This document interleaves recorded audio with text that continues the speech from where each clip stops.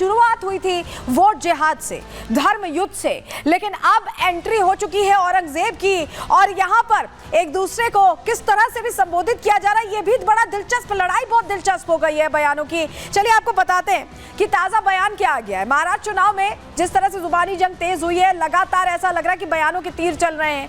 जहां देवेंद्र फडणवीस भी ये कह रहे हैं, बयान दे रहे हैं, वहीं यहां ओवैसी भी लगातार एक तरह से जुबानी फायर कर रहे हैं। दोनों के बीच जुबानी जंग तेज होती दिखाई दे रही है। वोट जिहाद का जवाब धर्म युद्ध से देंगे, जहां फडणवीस ये कह रहे हैं, वहीं यहां पर औरंगजेब के जरिए ओवैसी पर भी निशाना साधा गया है।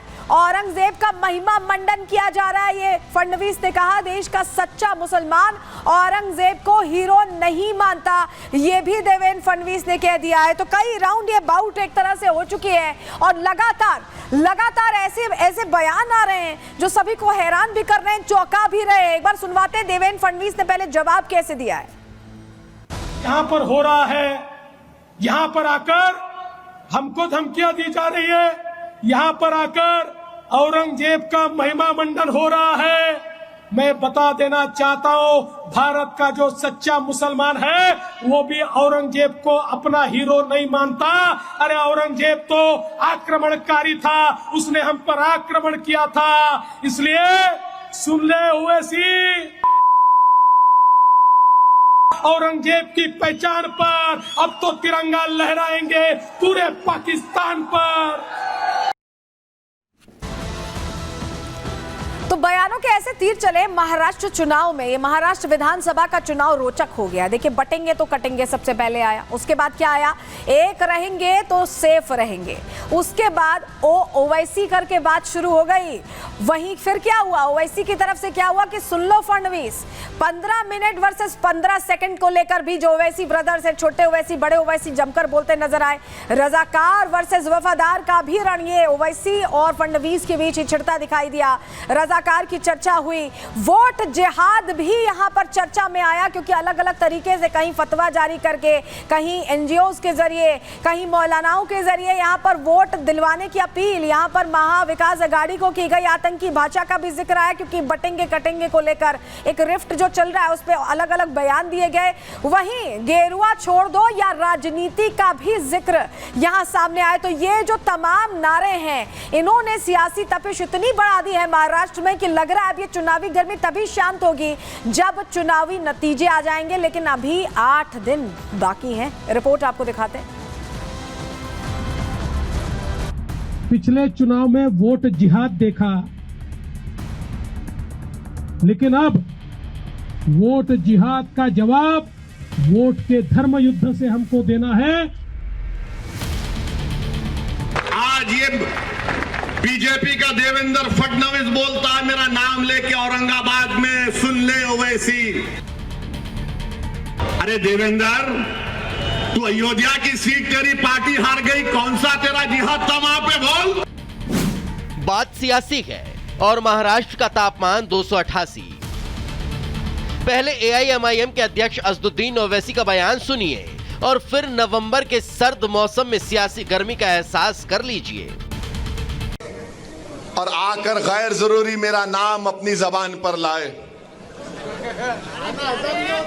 हाँ, देवेंद्र फडणवीस बोले, सुनो ओवैसी, ए देवेंद्र फडणवीस,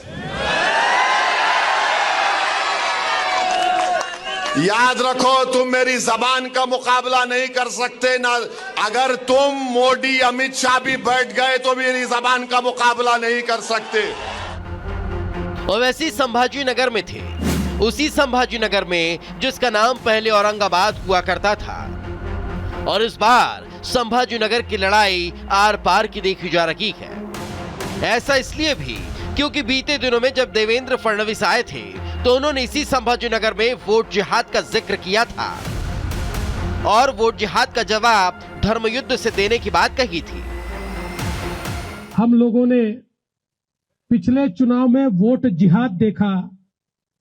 एक प्रकार से उनके सारे धर्मस्थलों के ऊपर बैनर लगे, पोस्टर लगे, कस्में दिलाई गई और लोगों को वोटिंग के लिए बाध्य किया गया और कहा बस एक ही चीज करनी है, मोदी जी को हराना है, ये कहकर एक वोट जिहाद किया गया। हम लोग थोड़े सोए हुए थे, इसलिए कई जगहों पर हम लोगों को मात खानी पड़ी, लेकिन अब वोट जिहाद का जवाब वोट के धर्म युद्ध से हमको देना है और अब कोई भी सोएगा नहीं। औरंगाबाद जो अब संभाजीनगर के, वहां देवेंद्र फडणवीस वोट जिहाद का जवाब धर्म युद्ध से देने की बात कहते हैं तो वैसी जवाब देते हैं। अरे देवेंद्र, तू अयोध्या की सीट तेरी पार्टी हार गई, कौन सा तेरा जिहाद था वहां पे, बोल। कैसा हार गए तुम लोग वहां पे? कौन हराया तुमको वहां पे? तुम लोग यहां पर हार गए, मुंबई में कई सीट तुम हार गए। वो क्या था बोलो? मोदी की मेजॉरिटी कम हो गई। बनारस में वो क्या था बोलो? मगर वो मकसद क्या है बीजेपी का? इनको डराओ। 75 साल पहले भी ऐसा डराया जाता था, अब वही चीज को इस्तेमाल कर रहे हैं। इनको डराओ। सुन लो देवेंद्र फडणवीस, तुम्हारे मोदी अमित शाह के ये जुमलों से हम डरने वाले नहीं हैं। वो जमाना चलेगा डरने वालों का। महाराष्ट्र में वोट जिहाद पर हो रही पॉलिटिक्स में हम आगे बढ़े, लेकिन इससे पहले हम इस पूरे सियासी नारे का सियासी गणित समझ लेते हैं।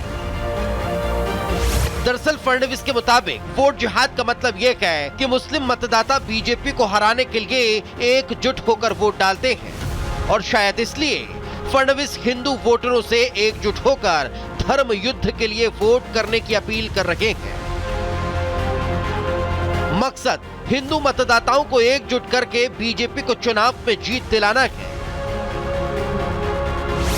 लेकिन मुद्दा यह है कि क्या बीजेपी का यह दांव महाराष्ट्र चुनाव में काम करेगा? सवाल यह भी उठ रहा है कि क्या महाराष्ट्र में मुस्लिम मतदाता उसी नेता को वोट देते हैं जो बीजेपी को चुनाव में कड़ी टक्कर दे रहा होता है? और सवाल यह भी कि क्या मुस्लिमों की एकमुश्त वोटिंग का जवाब बीजेपी ने अब धर्मयुद्ध के जरिए ढूंढ लिया है? ये वो तमाम सवाल हैं जो महाराष्ट्र विधानसभा चुनाव में सबसे बड़ा मुद्दा बन चुके हैं, जिस पर अब सियासत भी हो रही है।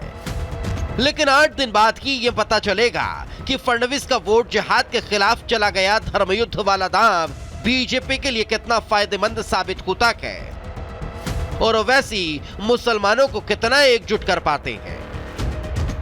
Bureau report, Republic Bharat. तो जहां ओवैसी मुस्लिमों को रिझाने में लगे हुए हैं, अपने आप को उनका इकलौता नेता बताने में लगे हुए हैं, वहीं फडणवीस ध्रुवीकरण से वोटर्स को सावधान कर रहे हैं।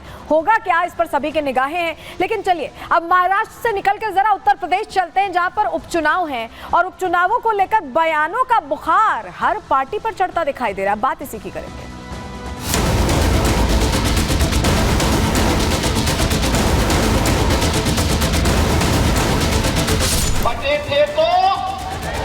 बटे थे, अब एक रहेंगे तो सेफ रहेंगे। ये उन्हीं अंग्रेजों के विचारवंशी हैं जिन्होंने इस देश को बांट करके राज करने का काम किया था।